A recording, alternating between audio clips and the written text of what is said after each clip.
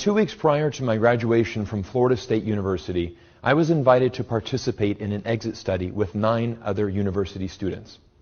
That afternoon, we were invited to meet the Dean of the College of Business, and we were invited into his office, and we were asked one simple question: what are your plans after graduating university? Now, one by one, we went around the room answering this question, and the girl seated right in front of me told the story of how she was born and raised in Florida, and for the first time in her life, she was moving all the way to Texas. Now, she was extremely nervous about this journey. She was filled with anxiety and also excitement.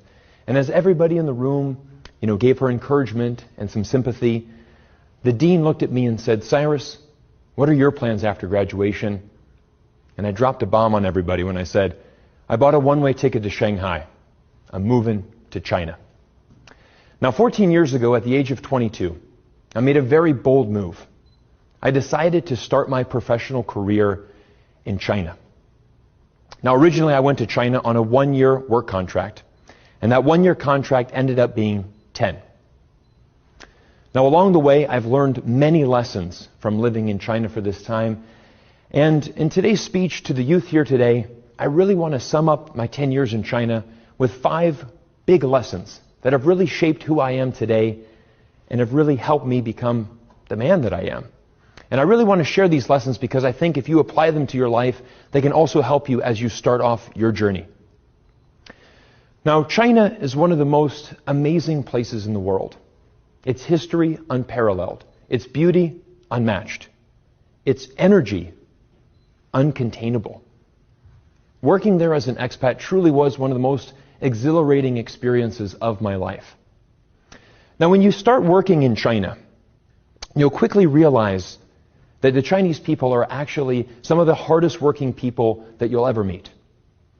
There's a phrase that has been trending in Chinese internet over the last 2 years, and that is 996. What this refers to is working from 9 in the morning till 9 in the evening, 6 days a week. Now, this 72-hour work week, which is very common in the Chinese tech industry and nearly double what we are used to here in the West, just gives an insight and a testament to why the Chinese economy is growing so fast and rapidly these past few decades. The Chinese work incredibly hard. They work 51 straight weeks out of the year, and they get 1 single holiday per year, 7 days off during Chinese New Year, or Spring Festival, as we call it in China. And being in China during Spring Festival truly is an absolutely amazing event, because it is the largest urban migration in the entire world. You have hundreds of millions of people crowding into buses, into trains, planes, automobiles, whatever they can, and traveling 20, 30, sometimes 40 hours to make it home so they can spend China's most important holiday with their family. And that is the first lesson, is that no matter what you achieve in life, whether it is financial success, career success, or maybe international fame, nothing is more important than your family. Now, this principle I applied directly to my life. As an American expat that was living in China, I went home once a year, back to Florida, my hometown. But along the way, I would make it a point to go to a very small town in Iowa to visit my grandmother. And this was really one of the most rewarding experiences of my life because my grandmother and I didn't see each other a lot when I was living in America. But all of a sudden, when I lived in China, it now became an annual visit. Ironically, out of all of her grandchildren, I was the only one that made an annual visit to Iowa to see her. And ironically, I was living 7,000 miles away on the other side of the world. But no matter what you do in this life, never forget your family. The other thing that's really interesting with working with Chinese people is that all Chinese have an amazing ability to save money. And this is truly one of the most incredible things. And it really doesn't really matter where you are on the pecking order. For example, you could be a CEO earning millions of dollars a year. Or you could be an entry-level employee earning a few $100s a month. But almost everybody is able to save a large portion of their salary.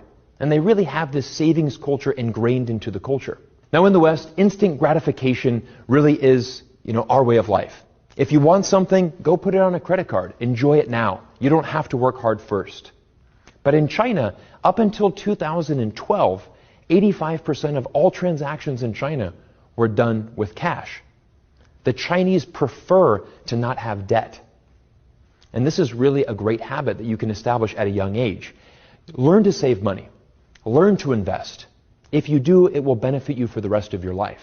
Now, a person of my age, someone in my mid-30s, it would not be uncommon for me to send a very large portion of my salary home every month to my family back home if I was a Chinese person. These are great habits to get into. Now, working in China truly is one of the most amazing experiences. And to really understand the culture and to really form these relationships, it's important to start learning Chinese. And learning Chinese is one of the most amazing endeavors that I've ever gone on in my life. I've been learning Chinese for 14 years now, and it is something that I will continuously learn. Chinese is an incredibly complex language. Some people say it is the hardest language in the world to learn. That is because Chinese is a tonal language. So the same word said a different tone can actually have a different meaning. For example, shui, with a falling and rising tone, means water. But shui, pronounced with a short, fast, descending tone, can mean either tax or sleep. So it's confusing, but as you start learning, you can get along, you start learning this language, you can really start to adapt, and you can really start to make amazing, meaningful relationships. Now, I would encourage everybody to go out and learn a foreign language. It doesn't have to be Chinese. It can be any language in the world. Because by learning a foreign language, you're going to start cultivating your mind. You're going to have a challenge that is going to give you confidence to tackle many other things in this world. But my motivation for learning a language really came from a quote from Nelson Mandela, when he said, when you speak to a man in a language that he understands, it goes to his head. But when you speak to a man in his mother tongue, it goes to his heart. Challenge yourself by learning a foreign language. You're going to make some amazing relationships as a result. Now, probably the most important skill set for a foreigner to go to China, or really anywhere in the world, is to have an open mind. You see, we live in a world that is very polarized and very divided. Unfortunately, many people today form their opinions by looking at headlines and reading social media posts. I'm a father of 3 young children, and a lot of times when we go to a restaurant and try new food, my children will say, "Dad, I don't like that." And I always tell them, try it first. It's okay to not like it, but you must first experience it for yourself. As a young child, we're taught this. But unfortunately, adults, we lose this ability. And it's really important to go out and make sure that you keep an open mindset. For example, if I listened to the naysayers who said that China was bad, it was dangerous, you shouldn't go there, I might not have never gone to China in the first place. But because I approached this with an open mind, I went to a beautiful country, lived there for 10 years, learned so much about myself, that country, other cultures, that it really helped make me a more well-balanced and rounded world citizen. Now, ironically, the most important lesson that I ever learned in China came during my very first year in China. I'm at the end of a very long work week. Like I mentioned, we had a 6-day work week. And at the end of the 6-day work week, 3 young Chinese colleagues came up to me and they said, "Cyrus, will you join us tonight for dinner?" Now, for many companies in China, it's actually standard practice to have a staff dormitory on site and to provide meal and housing for your employees. And this was the case for our company in Shanghai. And these 3 young gentlemen who were just over the age of 20, they had all come from a very small village in China together, all friends. And they came to Shanghai. And what they would do every Saturday evening at the end of their work week, they would put some money together and they would go down to the market. They would buy a big fish, some pieces of meat, some vegetables, and a case of beer. And they would go on the 3rd floor of the rooftop and they would cook an amazing meal using a single element stove and a single frying pan. And I went up with them to the 3rd floor rooftop. And we sat down and they said, "Cyrus, we're so excited that you would come and eat with us. You know, we're so excited about being here in Shanghai. All of us left this small village. We all came here to get a better job, to have a better life. We're so excited about our future. And this is the first time that we've ever had a meal with an American. Tell us what America's like. Tell us about you." And as I digested what they told me, I really thought to myself, you know, I'm not much different than these people here, than these 3 young men. I too also came to Shanghai, because of a job opportunity. I also want better things in my life. I also want to work hard and achieve success. Sure, we look different. We have different skin colors. We have a different language, different religion. But at the end of the day, we're more similar than we are different. And this is a really important point that I think everybody needs to realize. You can go out in the world and you can experience different cultures.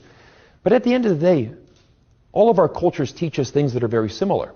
For example, every culture teaches us to respect your elders. Every culture teaches you to work hard, advance your career, try to be the best that you can. Every culture wants a better life for their children. These are all universal things. Now, our world right now is very polarized. It's very divided. There's a tremendous amount of hate. And what we need to do right now is we need to build bridges. So as you're going out and getting ready to experience the real world, remember these 5 lessons. Find something that you're passionate about and go out and work hard. While you're working very hard, cultivate the habit of saving money and investing at a very young age. It will literally pay you dividends later in your life. Challenge yourself by learning a new language. Not only will you improve yourself, but when you find somebody that speaks that language, you'll be able to build a lasting relationship that will last forever. Always approach things with an open mind. And number 5, never forget that we are more similar than we are different. Now, it's really important to remember that you don't change the world with your opinion. You change it with your actions. So go out there and be the change that you want to see in the world today. Thank you.